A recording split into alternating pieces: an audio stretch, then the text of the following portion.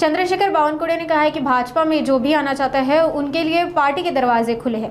25 जून तक मोदी सरकार के कार्यों की जानकारी जनता तक पहुंचाने पर जोर दिया गया है।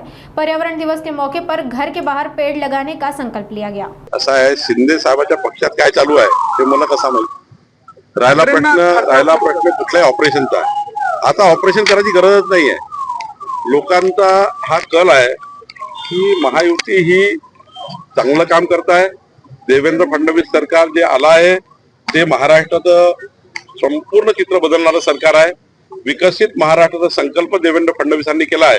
या संकल्पाला साथ देण्याकरता बऱ्यापैकी लोक काही एकनाथजीकडे जातात आहे, काही अजितदादाकडे जात आहे, काही लोक आमच्याकडे येत आहे। मोदींच्या विकसित भारताला साथ द्यायची आहे म्हणून येत आहे। त्यामुळं त्या पक्षात त्यांनी कुठल्या लोकांना घ्यायचे ठरवायचं आहे। आता याला ऑपरेशन वगैरे म्हणत नाही, याला सरळ लोक आता त्या लोकांना कंटाळून त्यांना आता त्यांच्याकडे काहीच अजेंडा नाही विकासाचा, त्यांना कंटाळून आमच्याकडे येत आहे।